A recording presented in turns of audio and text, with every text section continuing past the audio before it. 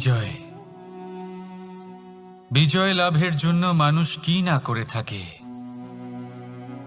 যে কোনো সম্ভাব্য প্রচেষ্টা করে, কিন্তু নিজের বিজয় লাভের জন্য বাজিতে যা ইচ্ছে তাই রেখে দেওয়া কি উচিত কাজ? কখনোই নয়। নিজের হারানো সম্মান, নিজের হারানো সম্পত্তি, নিজের হারানো অধিকার ফিরে পাওয়ার শুধু একটাই পথ রয়েছে, আর তা হলো পুরুষার্থ, দ্যুতক্রিয়া নয়। যে মানুষ নিজেই হেরে গেছে, নিজেই নিজের জয়লাভ করার জন্য অন্য কাউকে কিভাবে বাজিতে রাখতে পারে? এ হলো সম্পূর্ণরূপে অনুচিত।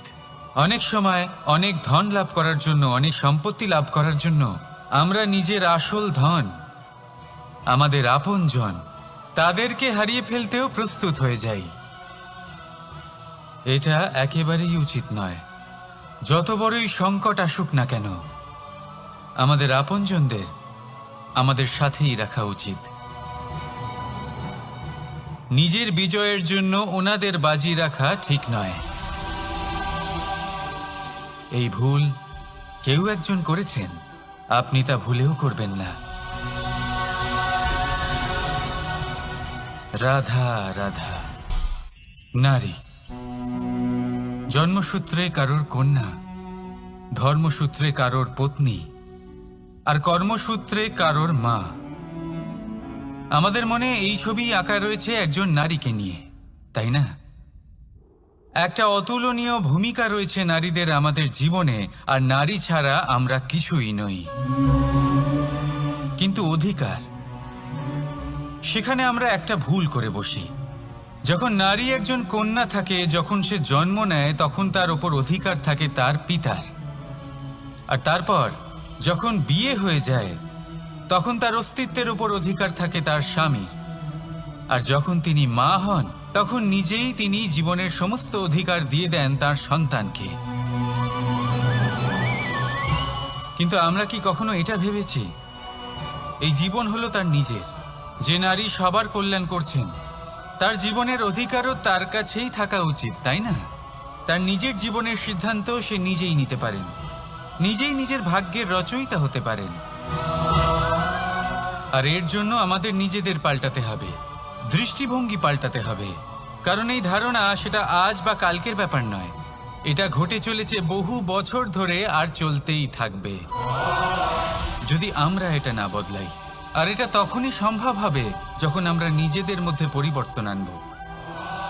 তাই আজকের পর থেকে, এই মুহূর্ত থেকে, কোনো নারীর ওপর অকারণ অধিকার স্থাপনের আগে সহস্রবার ভেবে দেখবেন। কারণ যখন নারী নিজের অধিকার কেড়ে নিতে বাধ্য হবেন, তখন শুধু এবং শুধুমাত্র বিনাশই ঘটবে। রাধা রাধা।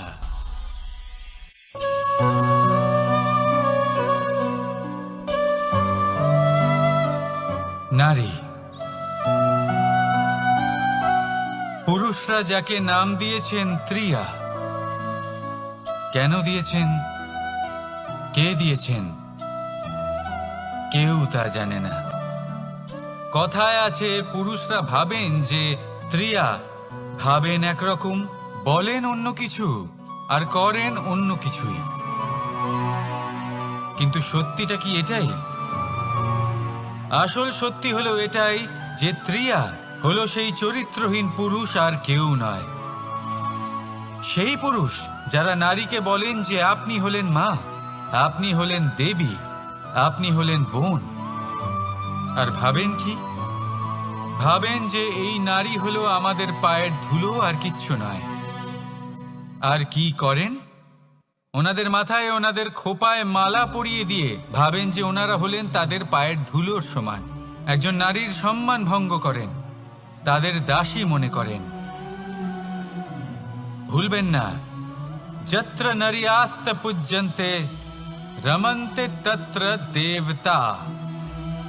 অর্থাৎ যেখানে নারীকে পুজো করা হয়, সেখানে ঈশ্বর বাস করেন। আর যেখানে নারীকে অপমান করা হয়, সেখানে ঈশ্বর এবং ভাগ্য এই দুই রুষ্ট হয়।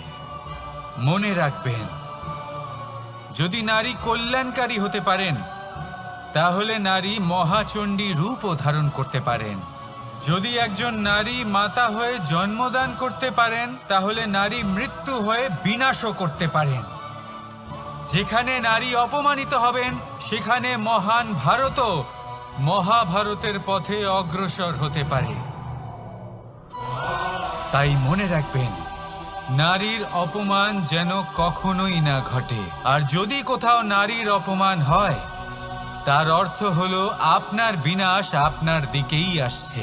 আর এটা হলো তার প্রথম পদক্ষেপের প্রথম পদধ্বনি। রাধা রাধা। যদি সন্তান কোনো দুষ্কর্ম করে, তাহলে সেই অপরাধ শুধু কি সেই সন্তানের? না, যদি সন্তান দুষ্কর্ম করে, তাহলে অপরাধী তার মাতা পিতাও, যারা পুত্রমোহর কারণে সেই অনুচিত কাজে তাকে বাধা দেননি। অপরাধী হলেন তার পিতামহ, যিনি নিজের কর্তব্যবোধের কারণে নিজের পরিবারের যত্ন নেননি, যিনি সন্তানকে কখনো শাস্তি দেননি। অপরাধী হলেন তার সেই গুরুও, যিনি নিজের শিষ্যের সেই দুষ্কর্ম দেখেও তাকে প্রতিহতও করতে পারেননি। একজন হবু রাজার কর্তব্য হলো নিজের প্রজার কাছে সে যেন এক উদাহরণ প্রস্তুত করতে পারে। কিন্তু যদি এত অনুচিত উদাহরণ প্রস্তুত হয়ে থাকে, তাহলে মা বাবার, বাড়ির বয়োজ্যেষ্ঠদের কর্তব্য হলো ওনারা যেন সেটা সেখানেই থামায়, হয় ভালোবেসে, নয়তো শাস্তি দিয়ে। যদি না থামানো হয়, তাহলে মহাভারত অবশ্যম্ভাবী। অনেক ব্যক্তির মনে একটা প্রশ্ন জাগে আমাকে আর রাধাকে নিয়ে। বলেন যে, না আমি আর রাধা একসাথে থাকি, না আমাদের বিয়ে হয়েছে। আমি এখানে দ্বারকাতে, ও ওখানে বর্ষণাতে, তাও এত ভালোবাসা কি করে?